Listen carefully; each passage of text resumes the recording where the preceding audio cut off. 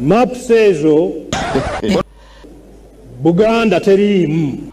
Yagenze Ruda, Buganda yagenze Tanganyika. Ebitundu bya Uganda ebirala byonna bye tumanyi nga Busoga byo mwebiri. Tosobola kugamba nti Buganda teri ku map. Kona kubuliye basi. Naye Buganda teriimu. Oli yaze n'asitula Buganda eno n'agyebagajja n'agenda agikasuka Zaire. Yagijjeeko atya? Teriimu. Ewali ayinza kujja Buganda ku Uganda. Buganda teriimu. Era ssentebe w'akakiiko akategeka emikolo ensonga eyo agikonyeeko. Basaba mumusabire so mu bigambo byokka naye okuvira ddala ku mmeeme. Abali mu Canada, abali e Bungereza, abali ku semazinga Ulaya n'okusingira ddala abaana b'e South Africa.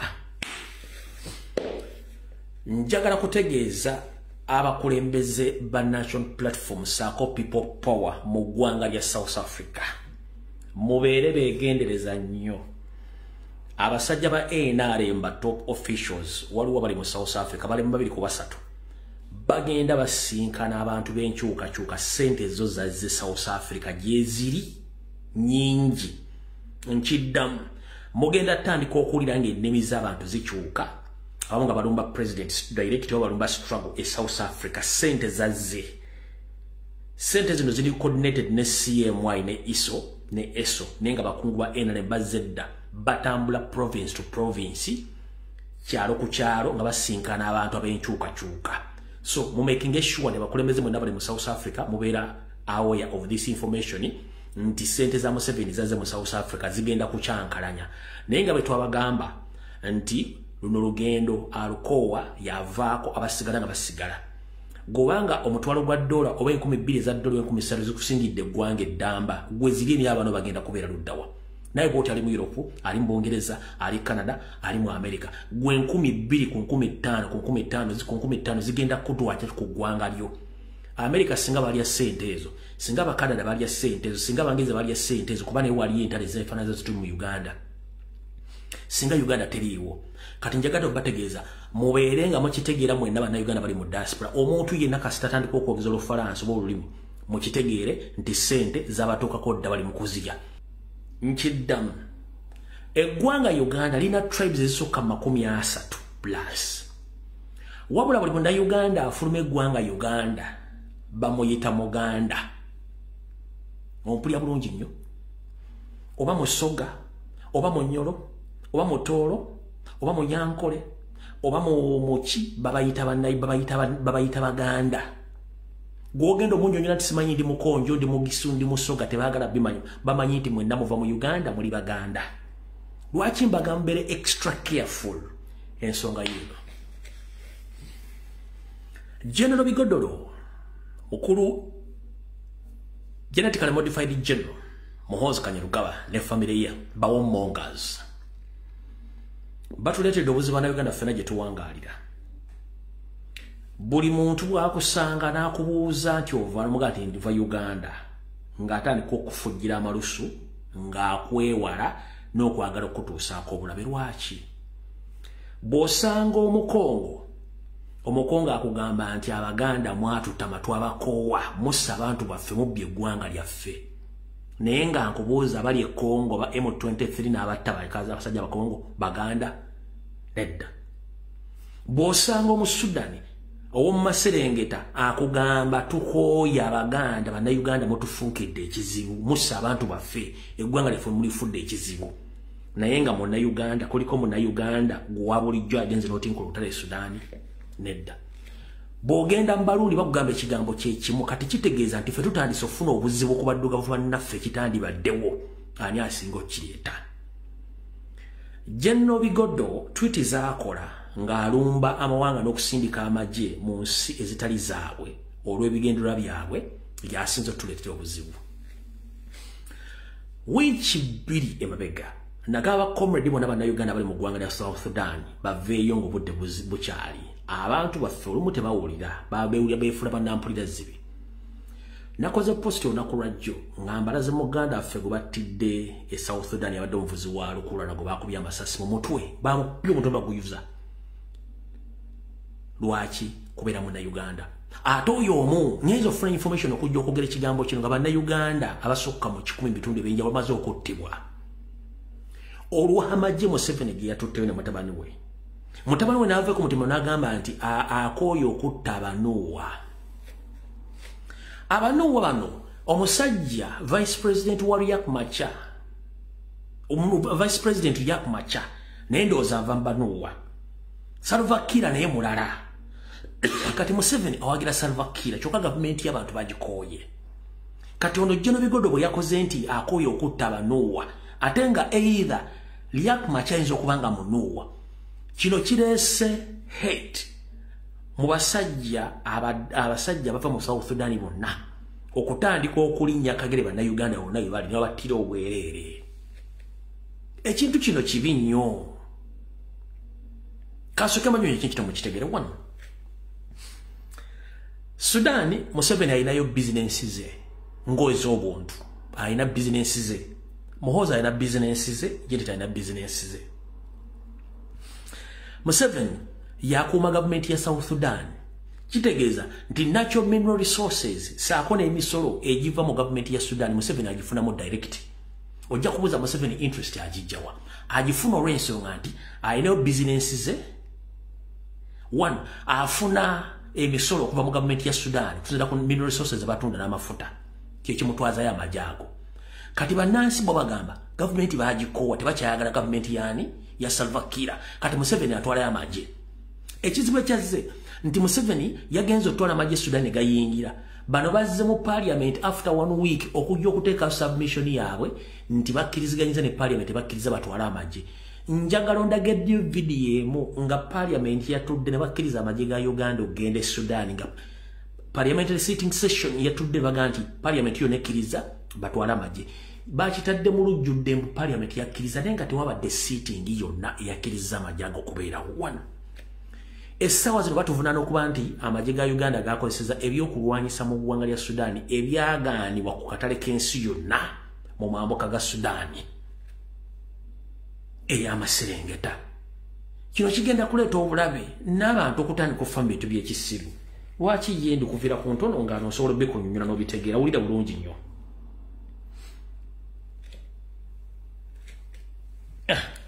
wulira The Uganda People's Defense Forces, UPDF, has come into the spotlight for using chemical weapons in airstrikes against the population in Nasir, Upper Nile State, South Sudan. World Without War, an international non-governmental organization, has released a statement condemning joint airstrikes by the South Sudan People's Defense Forces and their Ugandan counterparts in Nasir. According to the statement, images and witness accounts suggest that ethyl acetate, a flammable industrial chemical, was deployed in the densely populated region. Mr. Edward H. Carpenter, the director of World Without War and a former UN peacekeeper in South Sudan, reiterated his concerns about the use of chemical warfare. I am deeply concerned by the use of chemical incendiary weapons by the governments of South Sudan and Uganda, Carpenter stated, adding that the actions of the South Sudanese government and their Ugandan allies not only push the country toward full-scale civil war, but also constitute a war crime. The chief of the Uganda People's Defense Forces, General Muhoozi Kainerugaba, recently stated that the Uganda Special Forces, an elite unit of the UPDF, had entered South Sudan to protect the capital, Juba. Days later, regular infantry and mechanized units of the UPDF also entered South Sudan to support the special forces in what was termed the protection of the capital, Juba. Later, however, the chief of the Ugandan forces boasted on his X, formerly Twitter account, that he had already grown tired of killing ethnic Nuer people in Upper Nile State. He urged the Nuer people to bring their leader before President Salva Kiir, his ally, to kneel and ask for forgiveness. This mass killing of the ethnic Nuer was, however, authorized by the Ugandan parliament, which granted the army chief clearance to deploy troops to South Sudan. This decision places Uganda on a path toward potential international war crime charges and possible compensation claims from the Nuer community. On March 17th, Reuters confirmed an airstrike on Nasir.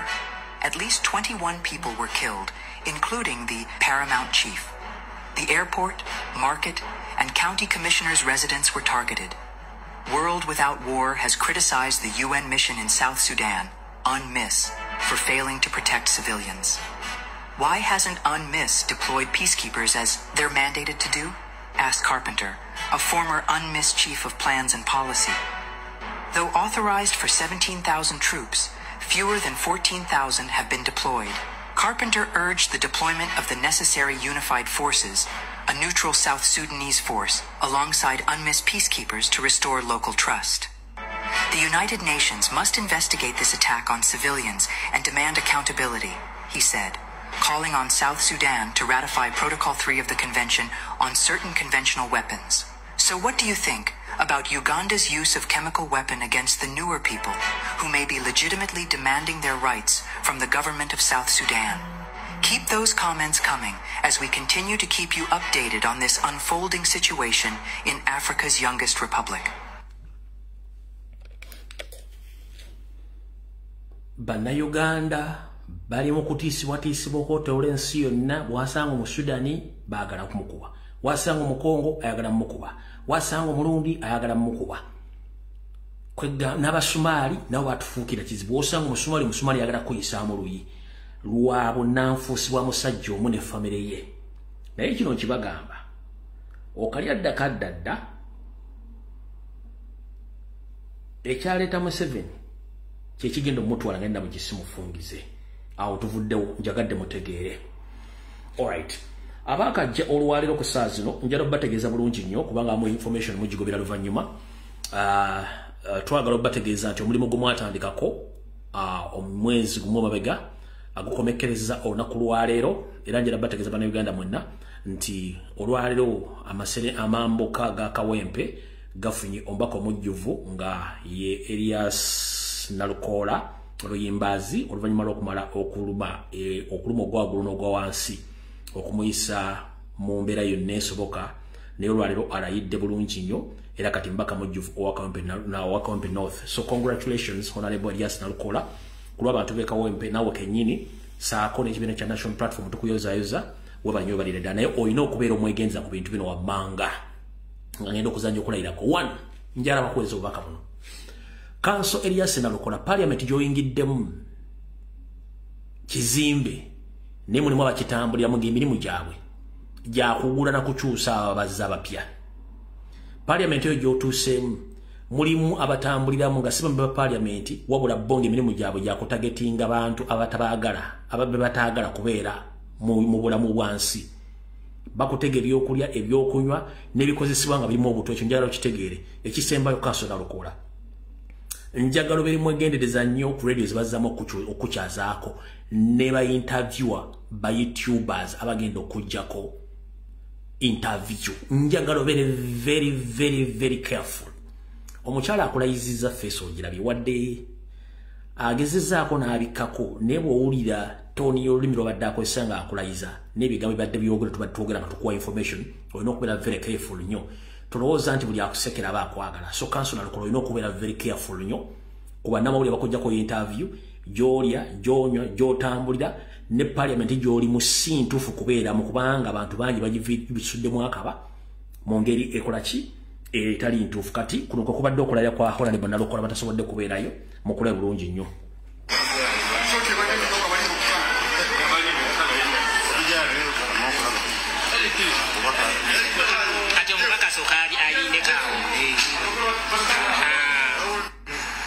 Congratulate Honorable Luyimbazi Elias upon your win.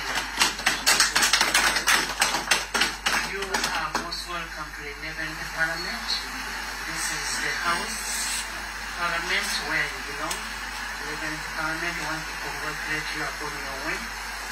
As you are aware that Article 801(4) of the Constitution of the Republic of Uganda requires every elected member of Parliament to take and subscribe to the oath of allegiance and the oath of a member of Parliament as specified in the 4th schedule of the Constitution. Please take note that and subscribing to the oath of allegiance and the oath of the Member of Parliament, and either be in the chambers when the House is in session, or it can be in the Speaker's chambers when the House is on recess. We would not want to deprive the good people of Kawempe representation because the House is on recess, and aware that we called off the House to allow committees to handle the ministerial policy statements, so we found it fit that we swear you in so that you are able to benefit from what you ought to benefit. And that's what Luyimbazi Elias Nalukora solemnly affirm that I will faithfully and bear true allegiance to the Republic of Uganda, and that I will preserve, protect, and defend the Constitution, so help me Allah.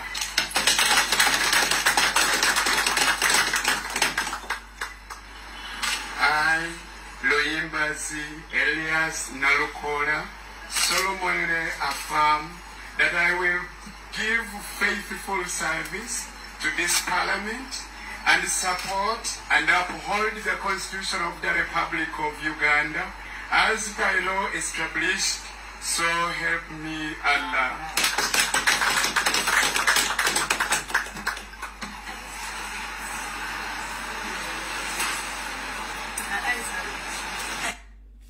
Alright. Bwe bityo bibadde olwaleero. Kati buno obwaka bwange bufundikira ku nsonga ya Council Nalukora. Mukulu Honorable Council Luyimbazi Elias Nalukora buno obwaka bwange njala butwale bulungi nnyo. Mu kaseera kosigaza akatona katawera myezi wadde 7 olwedo maze okulayira okukiikirira abantu abo ngodda mbigire bya comrade munaffe Honorable Segirinya Muhammad alamu muzemirembe onawaali ngenda kusaba Kawempe North yawulamu olw'ebyobufuzi n'obuvuyo obungi. Ngenda kusaba nti mu kaseera kano Parliament keetaliiwo n'akalako n'obaweyambisiza nkusaba odde mu bantu kyalo ku kyalo ofune chairman w'olusuwa n'okuyitira abatuuze oyogere nabo abaakulonda n'abataakulonda wabuli omulamu omutuufu gw'okukyusa eggwanga mu mirembe. Council Nalukora ngenda kukusaba okole ekigambo kye tuyita gentleman's unification of the community, gentleman's way of uniting the divided constituents of Kawempe North.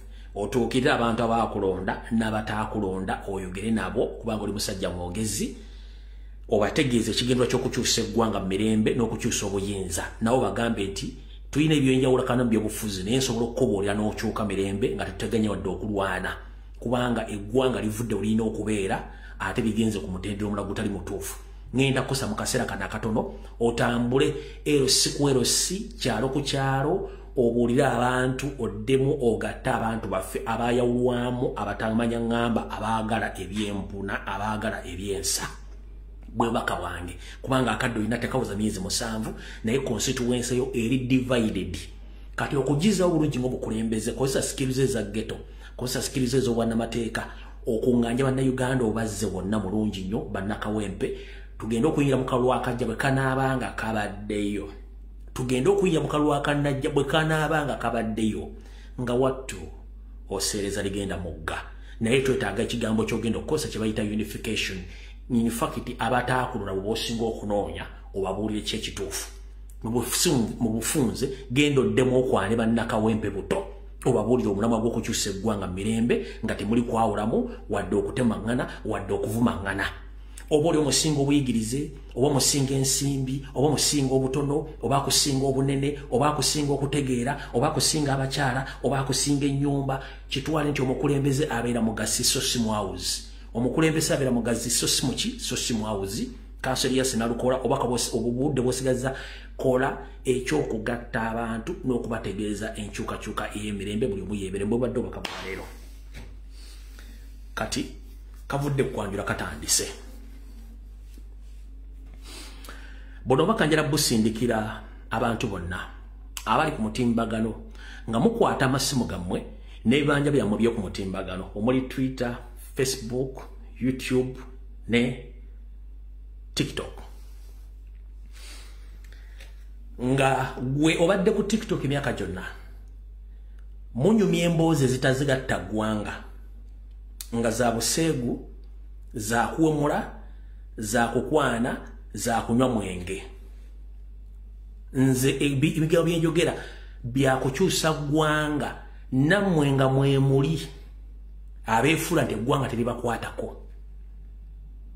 Wabula ngenda basaba ekigambo kimu, nze nga bwe singira mu social lives zammwe n'ez'Abannayuganda bakola live ezitakwatagana ku byankyukakyuka. Nange saagala muyingire mu line of duty eyange ya politics kubanga sirina budde bugenda bamentioning eribadde general message 1. Erinnya lyange mulifudde eryokuzanyirako bwe mbeera mu programu zammwe ez'obuseegu. Nze siri museegu. Era soogera nnyo ku mannya g'abantu wano ku social media bw'obanga taze mu line ya byabufuzi. So ngenda basaba bw'obanga tuli mu line ya byabufuzi sigenda kuwa budde. Sigala mu line yammwe ey'okunywa omwenge, ey'okwogera emboozi zitagatta. Ffe twogera mboozi zigatta ku ggwanga. Nze nabagamba si discussinga personality ya muntu. Personality y'omuntu gye discussinga nga azze mu line of duty yange ya politics. Awo ngenda ko discussingako. Wabula mmwe abawooza mbu temuli mu politics nga ate muli mu diaspora n'abala muli mu Uganda mubeera ku programu eza divide and rule, mubeera ku programu eza blackmail, mubeera ku programu eza diversion. Ne tubaleka ne tabawa budde naye nga mwebuzaabuza nti muwagira nkyukakyuka ate nga muwagira NRM, which is okay. Please njala bategeeza nze erinnya lyange Lumbuye lya byabufuzi, strictly lya byabufuzi. Tojja kunsanga ku programu simanyi ntunda mataka nkola visa, simanyi ono yayombye nani, simanyi ono yakuddaani, simanyi biki. No, strictly my line of duty is struggle and revolution. Siri mu biboozi byammwe. Kyovula nkola programu nvaako ssaawa 4 ez'ekiro obudde obusigadde n'embuumuza omutwe gwange nkola research. Ngenda basaba mwenna bakazi mwe n'abasajja mmwe abeera ku social media nga mu mulimu gwammwe gwa kutambuza eboozi bitagatta naye ng'ate mukolera state. Mwesonyiwa abantu b'enkyukakyuka, mwesonyiwe Lumbuye. Kubanga nze sirina budde bugenda kwogerako lwaki oconcentratinga ku linnya Lumbuye. Wano sivunaanyizibwa ku ntegeera yammwe. Nze nvunaanyizibwa ku ntegeera ne byenjogera bivunaanyizibwako. Lwaki? Nkoze programu zino almost for good 6 years nga information yange eri 98% collect. N'abantu abawonyezeddwa olw'ebigambo byenjogera bakola ebitundu 9 ku buli 100 mu Uganda. Abantu abakyusiddwa obulamu bwabwe ku bigambo byenjogera bakola ebitundu 8 ku buli 10 mu Uganda. Abantu abakyali abalamu nga bannabyabufuzi bannabyansuula n'abantu abala bakyusilwa programu zino. Olya bulungi nnyo olw'ensonga nzikola. Kati gwe bw'ova eno otandika okwogera ebigere bitategeera kubanga totegeera politics. Ekigambo kita politricks. Abamanyi politics itizoke wabula ekigambo kye bayita politricks tojja kitegeera. Nze nasoma politics n'ensoma ne politricks obukodyo bw'ebyobufuzi. Ompulya bulungi nnyo. Kati bwe nkugamba nti ifulumiza information giwe time egenda kujja. Bear it in your mind that information egenda kutuuka. One, nga tetunafuna social media platforms, Museveni yakozesanga chance okweeliminatinga Bannayuganda ng'abawa obutwa, ng'abawamba, abasetting accidents, babbye eggwanga, nga tulina bakolera Museveni. Tugenda mu bululu n'akulyetinga groups ze. So bwe tugenda to exposing ebintu bino gwate kikwatirako wa agamba tuli mu politics. One, wanafene ngamba nti mission ya Museveni ne banne bakola ekintu ekyokukozesa abaana b'obuwala okubakoleranga mission zaabwe ez'okuwasa abantu bonna, bannabyabufuzi, bannansuubula, abakulembeze b'obuwangwa, bakabaka baani bonna ng'ekigono ky'abaana bano kweddiza bintu byabugagga by'abantu, kubatta, kubajja mu information kuyamba Museveni controlling abantu abo. Namwe mukimanyi bulungi nnyo obulamu bw'omusajja nti omukazi yenna akontrolinga obulamu bw'omusajja 60%. Kasita kidda nti mukazi we gwali naye. Olaba omusajja asobola okukyaba oluganda olw'omukazi. Kati ate omukazi ng'ate musajja amwagadde nga mufunyina kuwe nasobola mukola kiwana nabagamba nti bagenda kujja amabaala ga Nakabala bateeka amabaala nga gali state funded nga bagenda kutagetera mu bannayuganda nga baweramu obutwa gw'omanyi abantu abafa mu mabaala ago nga tebabogedde on daily basis like enough mulabayo omu public figure nti ogundi yafudde tumutegedde abantu bangi bafa nga anywedde omwenge nava mu baala n'agenda ewuwe n'afa tebamuziika tebategedde kibamuse kati bwe tubaga nti amabaala ago bagabiramu obutwa nga gwe oli mu diaspora tojja na Uganda oba nga ne Uganda ojja nga naawe ogw'omu ku bo please zip up your stinking mouth musirikeeko kyotalinako information kireke fe bakirinako information tukyogere fe tulina information nti abawala abanyarwanda basinga obungi ebitundu 8 ku buli 100 missioni zaabwe zimanyikiddwa kutta kucyankalanya bufumbo kubba na kubega zezo information details balina kati bwe mbanga nkyogere nga kinako information please zip up temutumalira mudde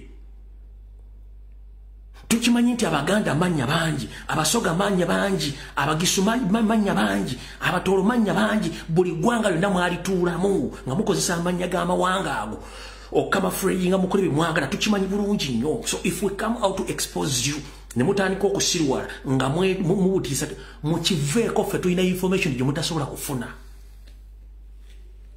mukiveeko tulina obusungu ku bantu baffe bafudde mu bintu by'ekisiro genda obuuza abantu abali mu diaspora baani abatambuza obutwa be bayita baganda bangi abasoga manya naye ng'ate missioni zaabwe zakutagetinga abantu bali mu diaspora baagala enkyukakyuka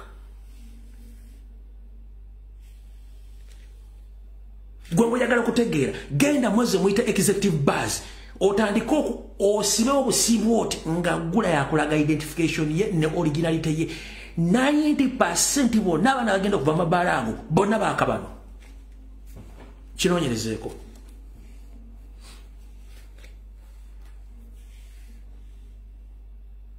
kinoonyerezeeko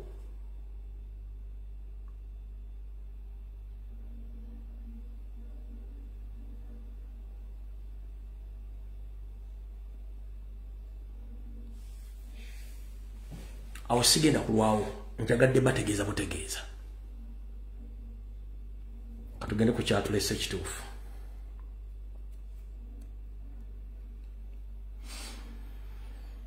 ekyekuba etonye mu Uganda sijja kyogerako nnyo wabula kansooke mbagambeko ekintu kimu bwe tujja tubagamba nti eggwanga ffu tuba tutegeeza nti eggwanga ffu lwaki ensi zonna zirina ekitongole ekikwasaganya ku kubuulira bannansi embeera y'obudde bweneeba buli lunaku ne mu maaso bweneeba ensi zonna zirina ekitongole ekibuulira bannansi weather focus bagiyita weather focus ne ku international news oba international mainstream medias bwe bamala amawulire kuddako weather focus mu Uganda ekitongole kirina okubuulira bannayuganda weather focus kyali kibabuuliddeko omusana ogubadde mu Uganda ekiguvuddeko kyabawulidde enkuba egenda okutonya obungi bwayo diri egenda okutonya ali mu Kampala mbaandikira nti mwadde ku TV baga nti enkuba egenda kutonya bwe tebagenda kutonya lunaku gundi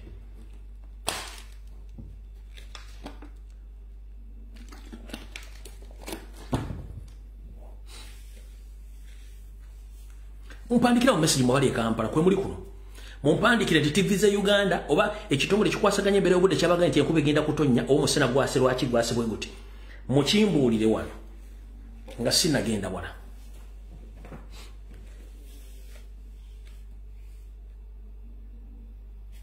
babyogeddeko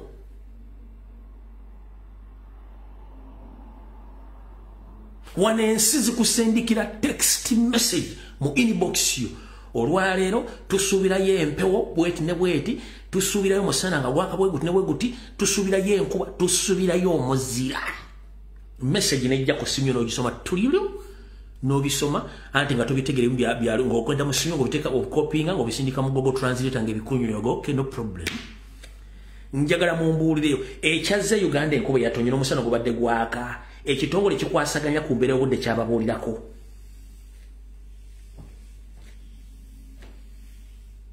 eggwanga fu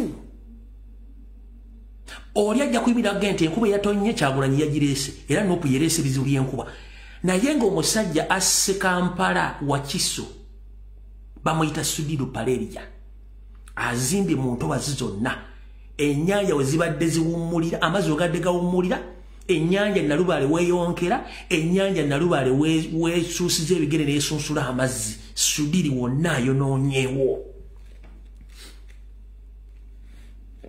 kansoke mbalage wano gye yabadde ekittante ngali mu kwonoona bannaka savings simanyi kittante Close Swamp Sudiri naye yagitaddemu yigizimbyemu yiyo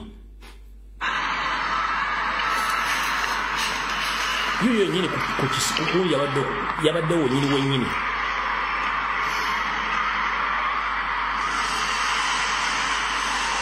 uyo mubwenge uyo Sudiri yenyini yabaddewo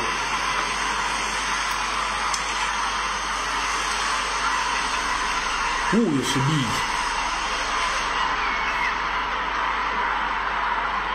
wala olutobazi lwa Kittante Close lwonna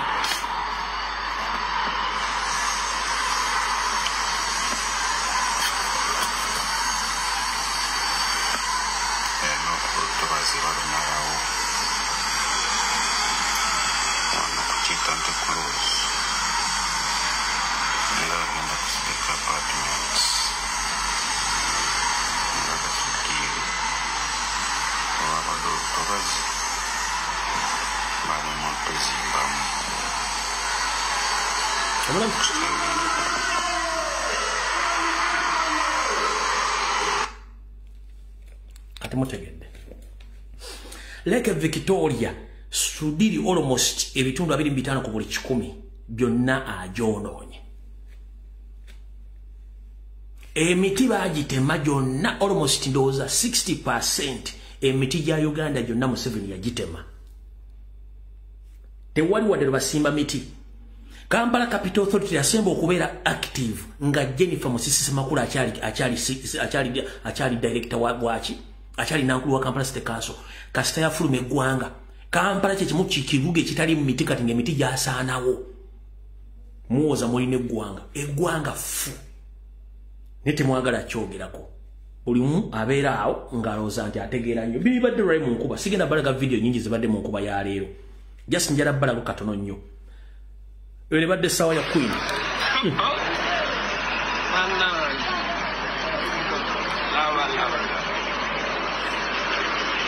abiri mmotoka bali ababoda baguddemu babali mawiga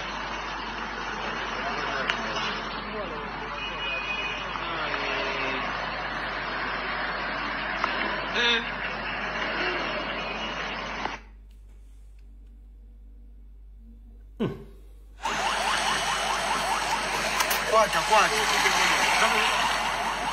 bannange Northern Bypass ejjudde amazzi enyumba z'abantu amamotoka gonna amazzi gali mu gatwala Jesus Christ kino sikirabangako sikirabiranga ddala jako Mukama Katonda saasira Uganda tuba tulina kyetwakoze saasira ennyumba zonna ziri mu mazzi abantu bonna gabatutte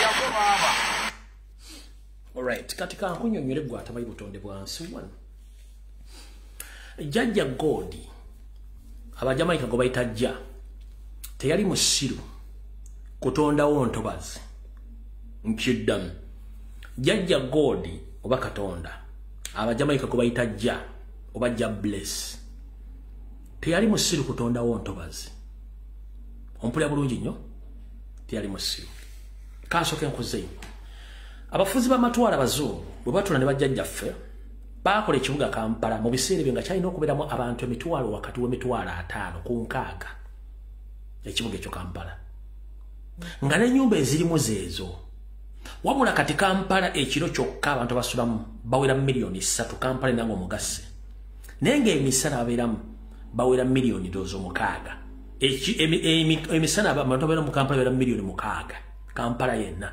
ekiro bawera milioni 3 kati kitwale nti buli muntu mu Uganda mu Kampala ina mwaka yumba okuva ku mitwale 6 ejali jizimbiddwa mu kibuga kino kyayina okubeeramu ne motoka ezalina okubeera nga tezati ziwula ndoza na bali bagenda kibuga kino okubeeramu wakati w'emmotoka bakyali kibeeramu wakati w'emmotoka mmotoka kati w'olukumi ku 12 mu bisire bujju bomuna agobera ebyafaayo kati Kampala emisana wokka alabika abeeramu emmotoka esukka mu akakadde plus akakadde k'emmotoka eziyingira ezifuluma n'ezibeera mu oyinza okuzigata zonna nga ziwera akakadde emmotoka ezo zonna ziri mu nkola nkadde zifulumya omukka omufu gw'obadde okimanyi nti taxi zisinga obungi mu Uganda zonna taxi zisinga obungi zirina kuba nga zaatemwamu dda sigiri n'ezikyatambuza abantu otambula mu taxi ng'ozze mu ngolezo zitukula taxi n'enduga z'engoye zo otambula wansi taxi etambula yemmeketa nga nettakuddabako wansi taxi etambula driver ekigalabula kiyisa mukitika ku mupiira asibise ekigere ze taxi ziri mu Uganda eyo sagala gendayo kino kyekibala ekituufu lwaki amataba gatawaanya Kampala 1 emyala gyonna egirina okutambuza amazzi ago emyala gyonna si mikole era tegyazimbibwa balina okuzimba emyala egyo okuva eruzira ku port n'emyala gyonna egiwa mu Lake Victoria nga gizimbiddwa straight emyala egyo si mizimbe mpulira bulungi nnyo entobazi amazzi ge zirina okutuukamu gatuuke muli gabeeremu entobazi zonna baazizimba mbazirwamu ettaka osuubidde amazzi gano gagenda kuddawa amazzi gano galina kudda gye gaali galina okuyitira ate gakomone mu bantu nkugamba ekibuga kino bakikola nga kirina okubeeramu abantu 60,000 kimbukadde 3 kati amazzi gonna agalembekebwa okuva agayita ku mabaati ago ku nyumba z'abantu obukadde 3 ogasuubira gagenda kubeera luddawo kitegeeza gagenda kubakuba gajjule gye galina okubeera nga tegakyagendayo galina kuba revansi kudda bantu kujjukira amazzi bagamba amazzi gatambula gye gaali gatambulidde oba amazzi gakulukuta gye gaali gakulukutidde lwe luganda olutuufu kati ekizibu kye tulina abakulembeze abasinga obungi bali bansimbi tebaagala kutegeeza bantu nti basobola kukola ensi zonna zino eza Europe kebeera America waliwo ebibuga ebiri ku nnyanja bakikola batya we can as well design the city Kampala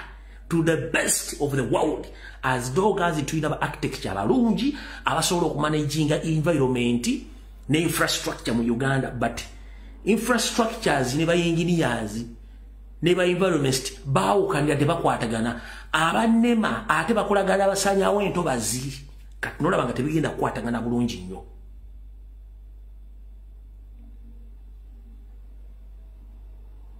okitegera bulungi nnyo ekyo mukitegedde naye bino byonna okugwawo corruption mismanagement kidnap and torture buli kimu ffenna tulina kwerwanako kujja basajja abatali bannayuganda mbuyinza nga tugenda mu kalulu akokubajjako naye akalulu kano njagala mumpuliriza bulungi nnyo kye tuyita protest vote tuze mu 1998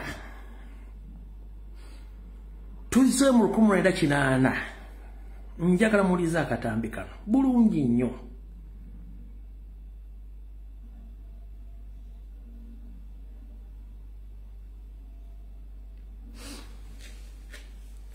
njagala muwulirize kampeni z'omu 1998 yose eri kennyini mu bigambo bye luli nabazanyira ka video ng'ali mu UN UN assembly ng'agamba nti even nagamba nti abalwanirizi b'eddembe oba abaagala enkyukakyuka nga bakozesa emirembe olumu bava mu mbeera ne bakozesaako okukyankalanya okufuna obukulembeze bw'okuleeta emirembe egyo njagala nkuzannyira akatambi kano kaali ka kampeni za 1998 ku City Square mu Kampala Museveni kennyini nga yeeyogera ebigambo nti bw'oba oyagala emirembe gibeewo emirembe olina kuginoonya olumu na nkola bbiri either ogenda mu kalulu oba okuliyetinga ebibinja ebisobola okulwanyisa abamalawo emirembe kye tuyita militias mu bigambo bya Museveni kenyi njagala obulo bulungi nnyo bikukke mu ntumbwe bino si byange. Yali akulira ekibiina ki UPM Yoweri Museveni naye yakuba olukuŋŋaana ku State Square era bino bye byaliyo.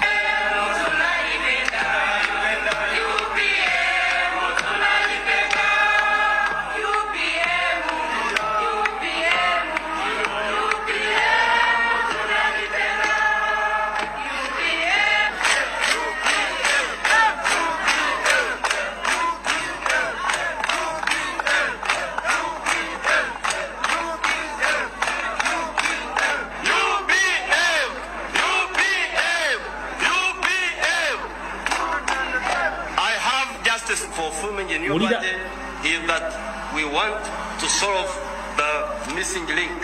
Where is the missing link? What's wrong with Uganda? That question. What's wrong with you Ugandans? You are always in crisis. You are always in trouble. What's wrong with you? Chichi, we want to answer that question. UPM also believes that ultimately the people, the population, are the ultimate guarantors of their own freedom.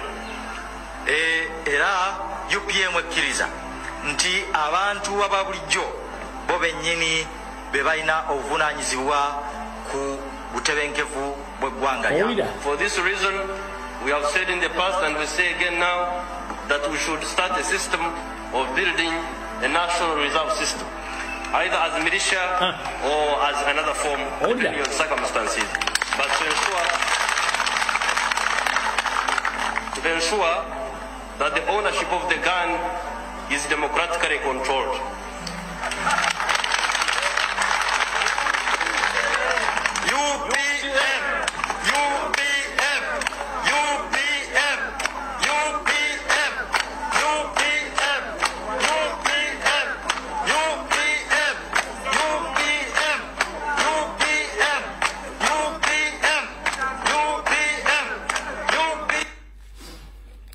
Ekyenjawulo kyenjagalulize mu katambi kano njagala tukakwate. Kwaliko omuvvuunuzi yavvuunula ebigambo bya Museveni ebisooka bwe yatuuka ku kigambo ekyali kigenda okulabisa Museveni okuliyetinga obubinja obusobola okulwanira eddembe n'okulifuna. Omuvvuunuzi teyavvuunula waawo kubanga bannayuganda ebiseera baali bamanyi oluzungu baali batono era babalekerayo ekigambo ne kitambula naye nga bwe baali bategedde oba mukitegedde bulungi nnyo. Njala mugobere Museveni kasita ayogedde to create militias. Omuvvuunuzi teyaddamu kwogera kigambo kyonna mpaka laale bwe yaggwa. Njala muwulire bulungi nnyo kyenjagadde musooka mutegeere. Bakimanya nti abantu abasinga obungi baali bamanyi Luganda kati buwandiizizza ekigambo ekyo mu Luganda kyandibadde kiwaawaaza abantu amatu. Wulira. Yali akulira ekibiina ki UPM Yoweri Museveni naye yakuba olukuŋŋaana ku State Square era bino bye byaliyo.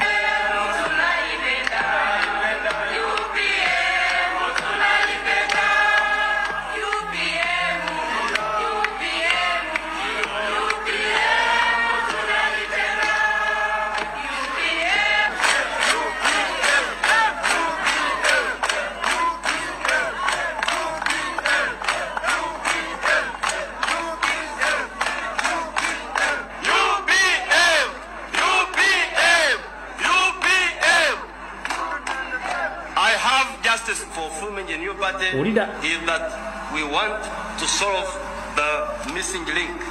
Where is the missing link? What's wrong with Uganda? That question. What's wrong with you Ugandans? You are always in crisis. You are always in trouble. What's wrong with you? Chichi, we want to answer that question. UPM also believes that ultimately the people, the population, are the ultimate guarantors of their own freedom. Era UPM ekkiriza nti abantu ababulijjo bo bennyini be balina obuvunaanyizibwa ku butebenkevu bw'eggwanga lyabwe. For this reason, we have said in the past and we say again now that we should start a system of building a national reserve system, either as militia or as another form, depending on circumstances. But to ensure that the ownership of the gun is democratically controlled.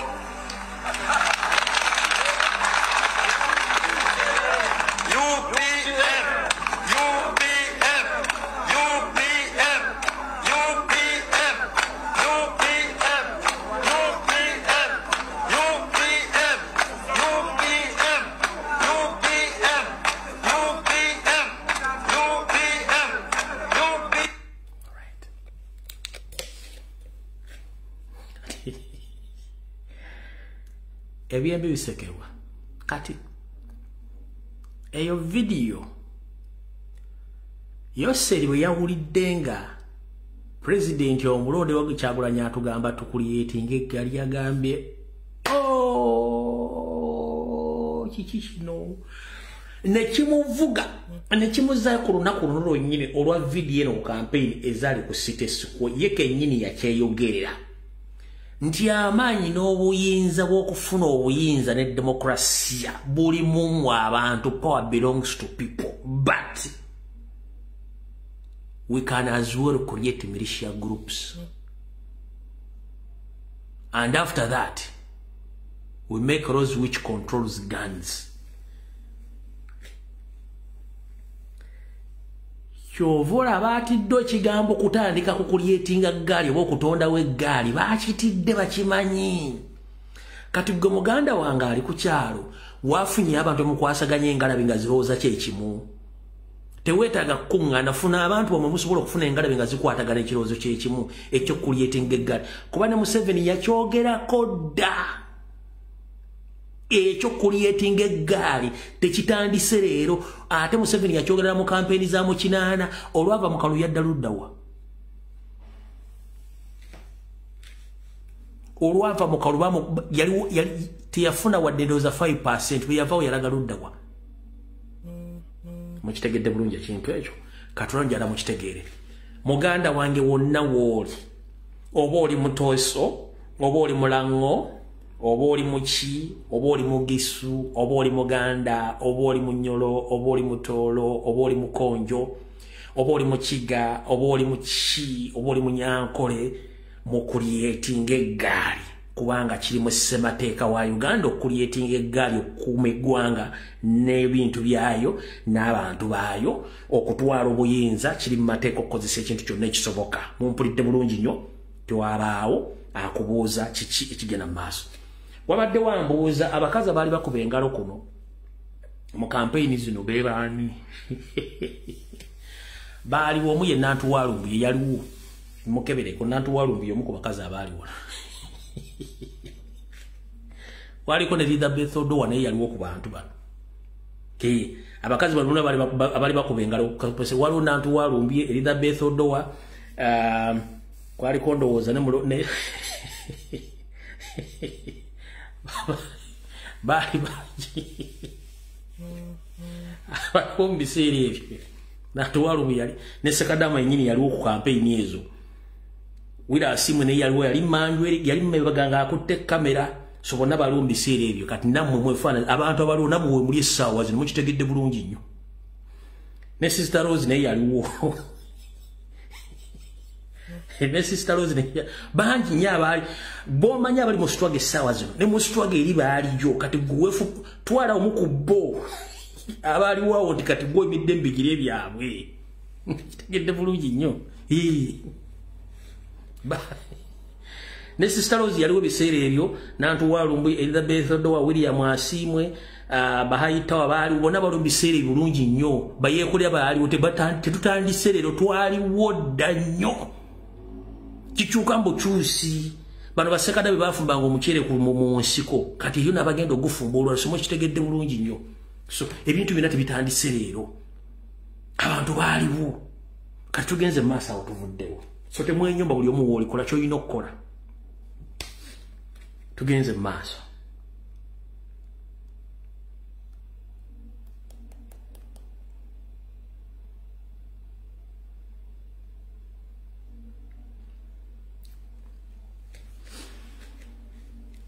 Kale ku nsonga ezigenda mu maaso mu maserengeta mu mambuka g'eggwanga nga abasajja abali mu kulya nkozi b'okusanya eggwanga lyabwe nga bali ensimbi.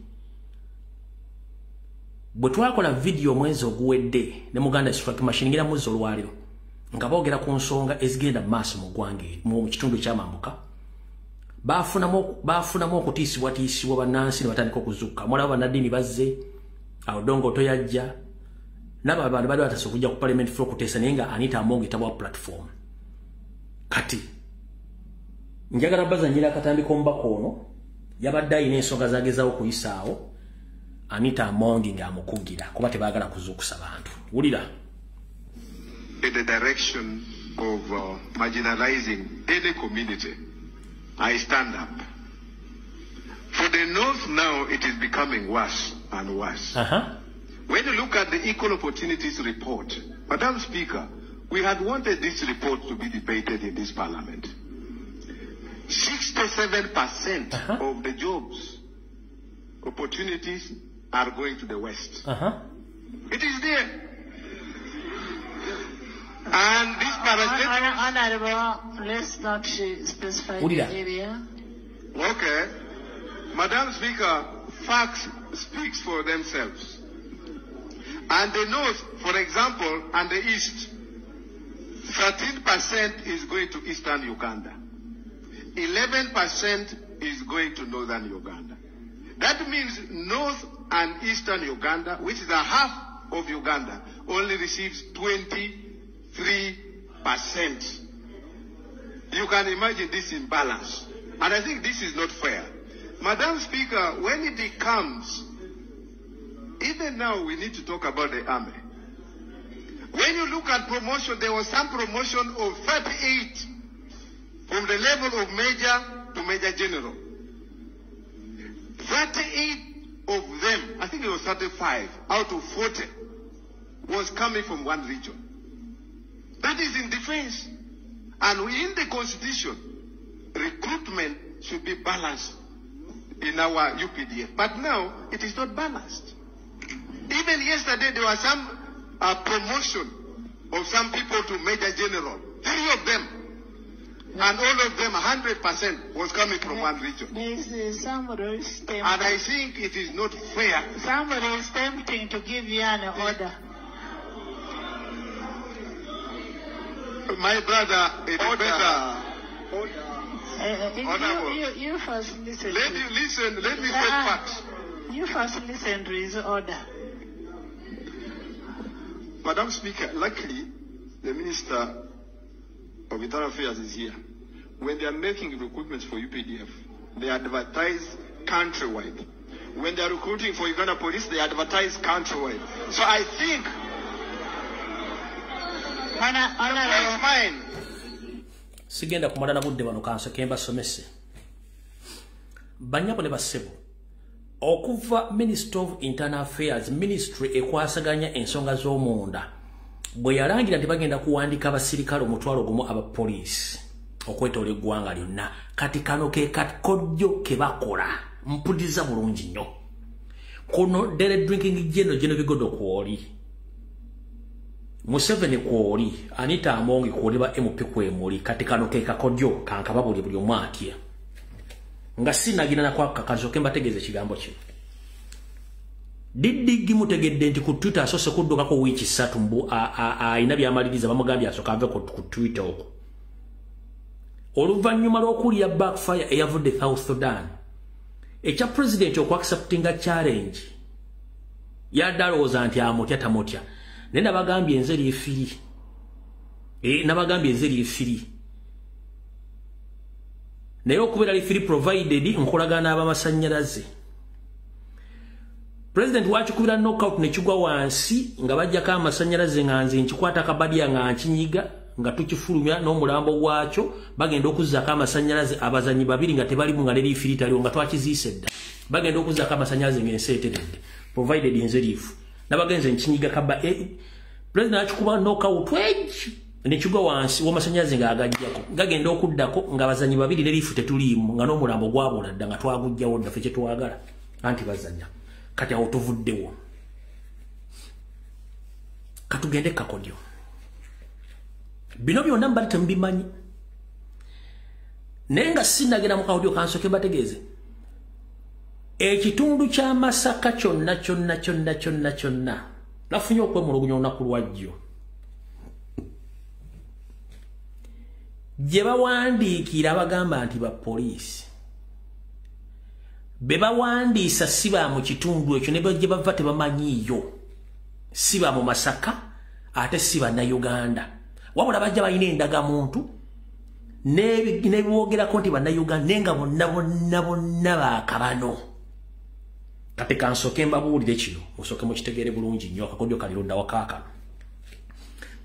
bwe balangirira okulangirira okuwandiisa amagye ne poliisi babiteeka mu public ne bagamba totaga senior 4 senior 6 ne university level ne babitimba ne bagamba mutandika okugenda okuwandiisa mu training yes mugenda kujja mwenna abe Masaka mu kitundu kya Buganda mugenda kati kambateeke mu Buganda wokka ne zibe ekifaananyi kino nga kigenda mu ggwanga lyonna njala kusigira ekifaananyi information gyempa eri jeno etya nti njagala njogere kigambo nga kiteeka ku Buganda naye nga kigenda mu Maserengeta Mambuka ne mu bukiikaddyo wonna bwe temujagala okukizimba ekifaananyi ekyo bakola bwe bati balangira nti bagenda kuwandika abasirikale omutwalo gw'emitwalo 2 wano mu Buganda kye kitundu kyokka ekiri mu buli ggwanga lya muntu yenna aba mu kitundu eky'eggwanga buli kitundu buli ggwanga liri mu Uganda lituula mu Buganda kitegeeza nti there is a possibility nti ku bantu 1,000 abantu 1,200 bagenda okuwandika mu Buganda Abaganda basobola okuqualifying ne bafuna okuyingira mu poliisi wa magye babeera ebitundu 2 ku buli 100 ebitundu 98 ku buli 100 bitwalibwa abamawanga amalala abawangalira mu Buganda ekitali kibi ekyo mukitegedde bulungi nnyo bwe kiba tekibakoledde basobola okuwandika bagati Buganda tuwandisemu abantu 2,000 bona abatutte nti baki Baganda era bajja mu Buganda region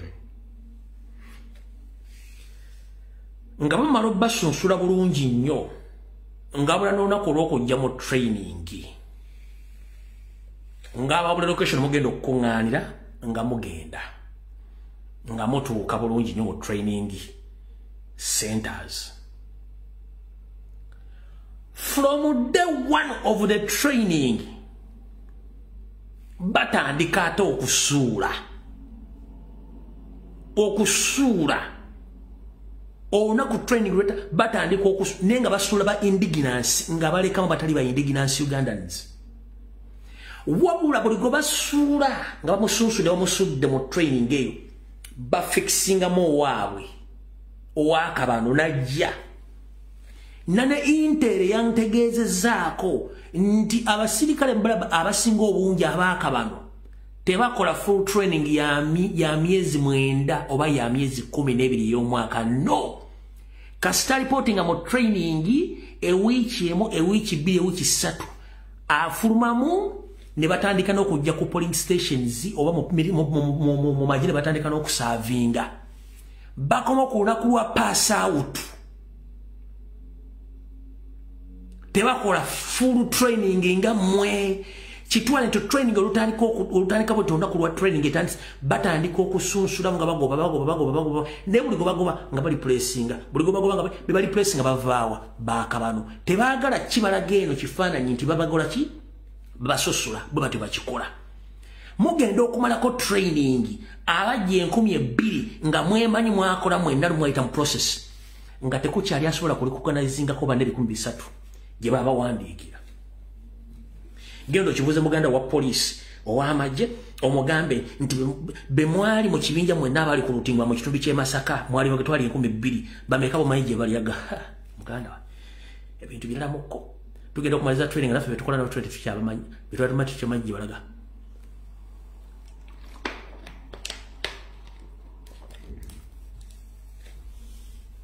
ekyo genda okinoonyerezeko bwe kiri mu magye bwe kiri mu poliisi kati abantu n'abantu bonna bawandiikiddwa n'abadde bawandiikibwanga babadde baana baabwe n'abantu baabwe n'ababaaka bana bajja nga bali specific bagenda kukola ebintu bano byebaagala ekintu kyo mukitegedde kati bano bavaayo complaininga biki bigenda mu maaso mu ggwanga Anita Amongi n'abazibiikiriza kiba kitegeeza ensonga ekuze awo tuvudde mukitegedde bulungi nnyo ekyamabaala agali mu Kampala okuweebwamu abantu obutwa ekyo siri kiddamu n'ekyabakazi abanyonda bwe bateekamu Honorable Lutamaguzi yanyambyeko nakyo explaininga nti Museveni yakola kye tuyita political arranged marriages bakuwa omukazi oba oyagala oba toyagala ng'olina omuwasa naye olikuwa omukazi oyo w'otandikira okukyankana mu byenfuna na buli kimu n'obulamu obwo kati mu ntalo bano ze batandise okutandika okutinkuula mulimu olutalo lwa Burundi ne President wa Burundi yagambye tagenda kusirika nga batta Barundi nga batta Bakongo olwo tugenda twambuka Burundian will not accept to be killed as Congolese are being killed. Burundian, we are fighters. We are mobilized. Together, we know that we will respond if they attack us.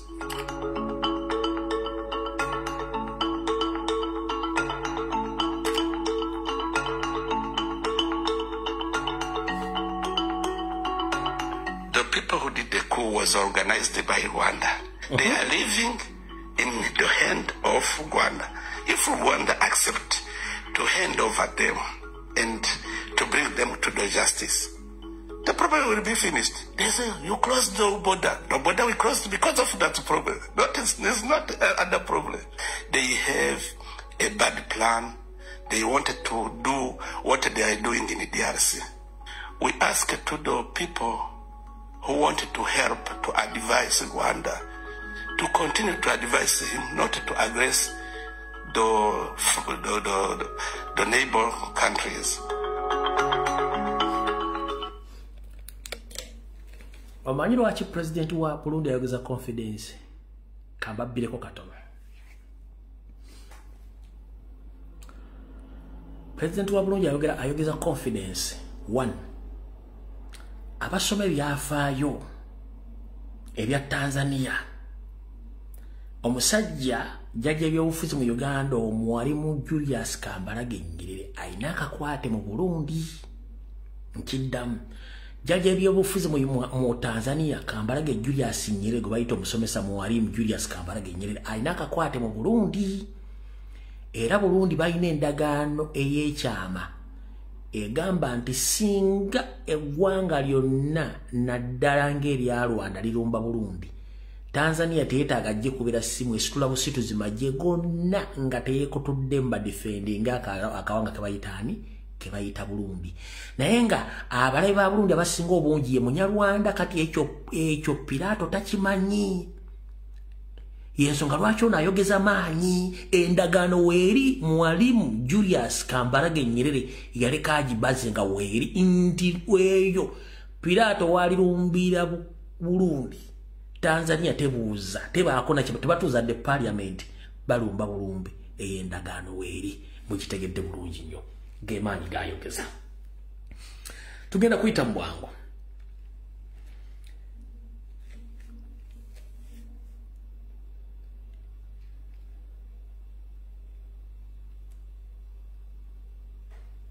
Can I make my submission? Up to now, we are going to inherit. Can you respect the member?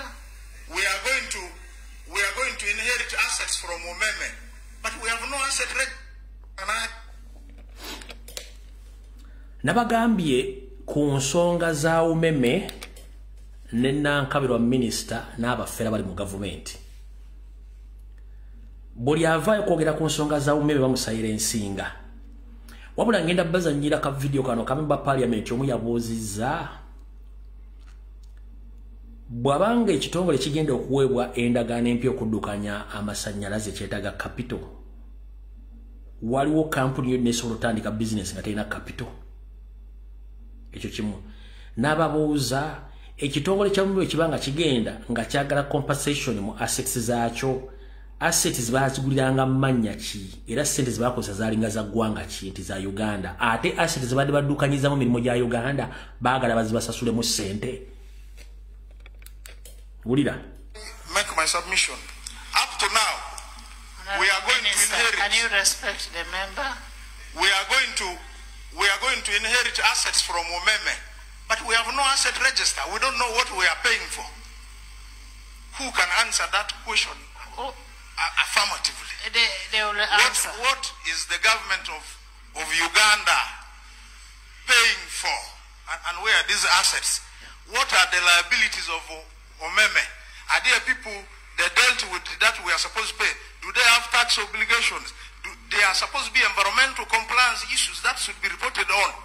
They are nowhere. So what if these liabilities come to government? Who shall we? Ekibuuza bulungi. Mukiwulidde bulungi. Kati katugendeko ewaffe eno. Njalo kobaza ba comrade mwenna abali ku mitimbagano, abali ku Twitter, abali ku TikTok, abali ku Facebook, abawandisiza email n'abakubi amasimu. Mugende maaso.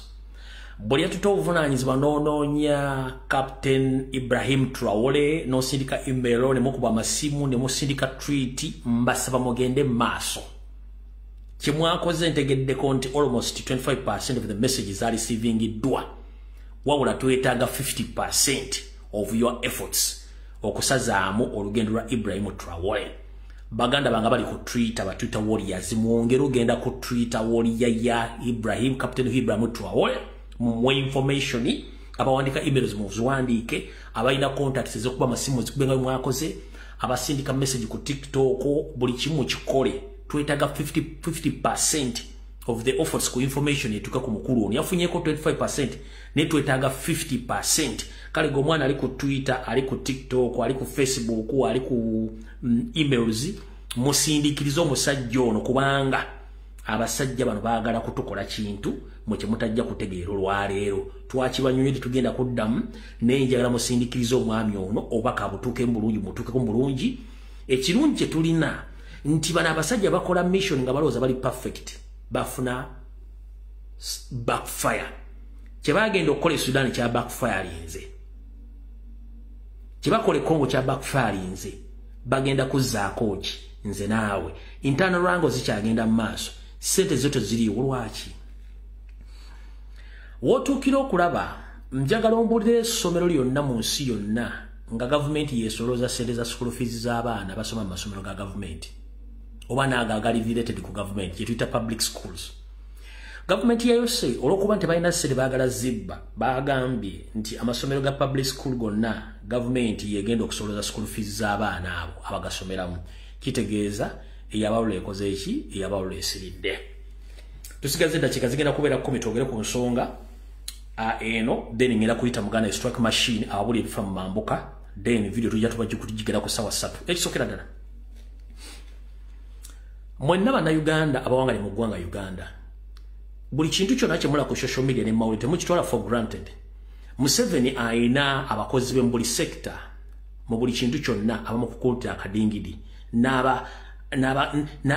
n'abagezaako okuzza wansi bannayuganda bwetabakuma mu muliro nabamulira buli kimu bwakabaka bw'enjawulo gye buli ewaffe mayiga gyali babanyonyodde ne babagamba nti mukakkane temubuuza bya maapu bya Buganda mukuba teriko okubanga kweli mutesobola genda yaliko yejja kubaako mpaka kuwulira bubi si lwe bisoose bintu bingi nnyo ku kyebwani kyaliwo mayiga n'abakakkanya ku byekayunga zuro yalimu wetwogerere saa zino ku kya maapu byayogera 2018 naye ekyenjagala osooka obuuza ekibuuzo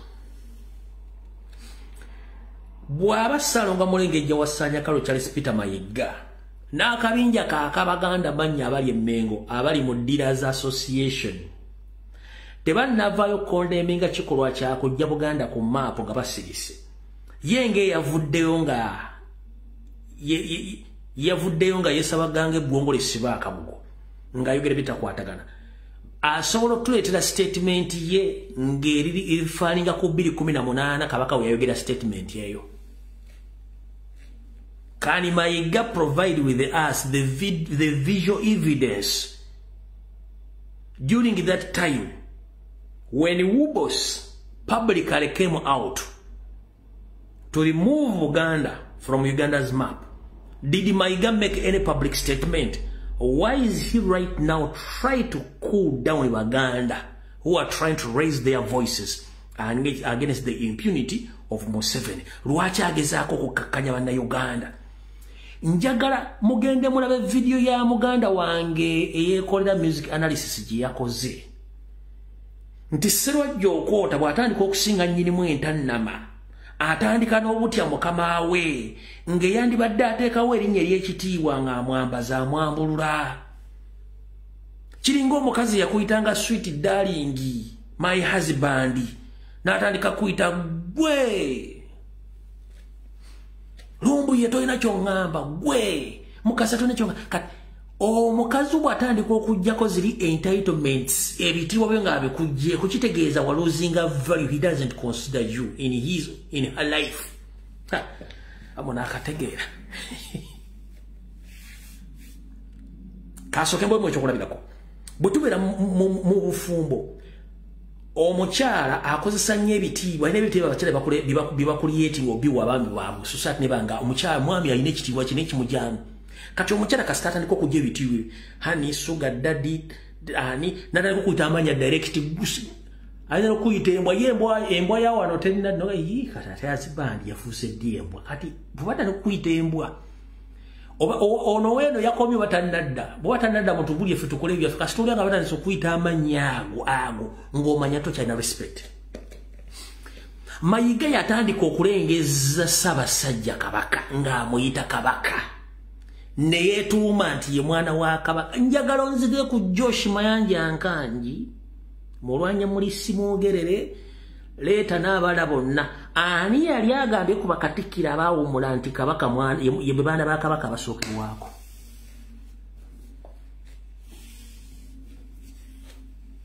Ono waakabano atamanyi nnono na buwangwa na buli kimu yatandise okwambulwa mukama we kubanga omuntu atakumanya busajja. Nkiddamu, omuntu atakumanya busajja yatandika okukulengeza. Kati Mayiga yalaga takyamanyi Ssaabasajja, yeye Kabaka abazaabyogera nga mbiwulira, kitegeeza takyamanyi Ssaabasajja Kabaka busajja bwe. Gy'ava amuyita Kabaka, Lubanze mutabani wa Kabaka omukulu, Jjunju mwana wa nnyoko oba Ssanga lya Mbogo mwa nnyoko. Ssamukookiro yasemba mu famire ye wammwe oba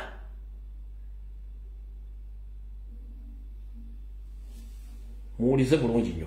Ssaabasajja Kabaka yatugamba tetutunda ttaka. Omwami n'agamba mulitunde. Kansooke nkabaza nnyina mbaddizayo kamuna kamu njala mupulye bulungi nnyo. Njala mukawulye bulungi nnyo kamu ku kamu. Katusookere kano.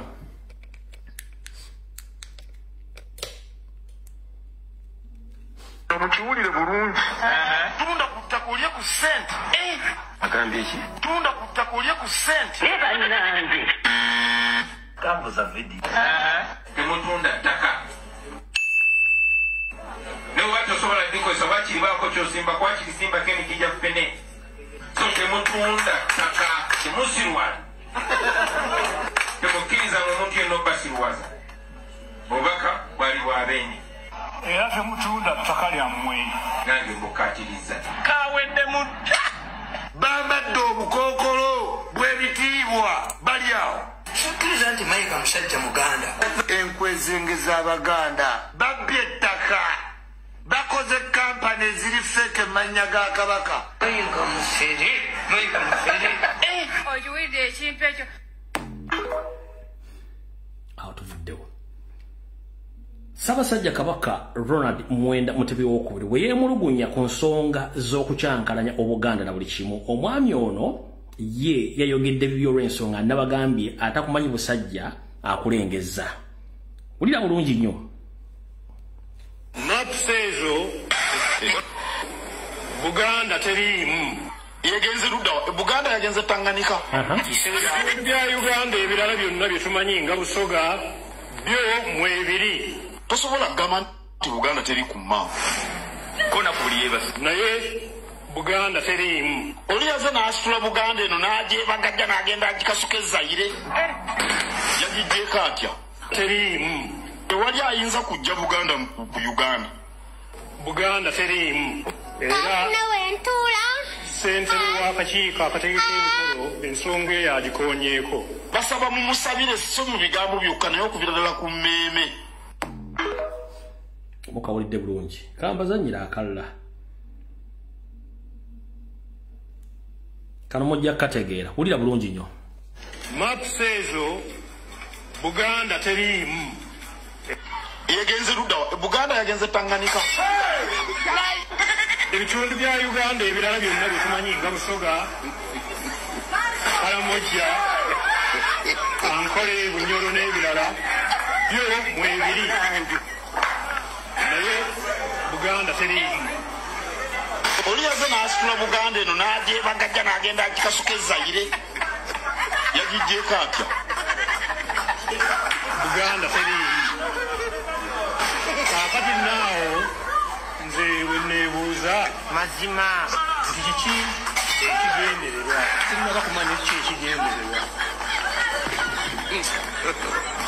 Tosobola kugamba nti Buganda teri ku map. Kiringa oli bw'anaagamba nti Bulange teri Mmengo. Nga yiiyo buli omu agiraba yiiyo. Nga teriiwo Mmengo.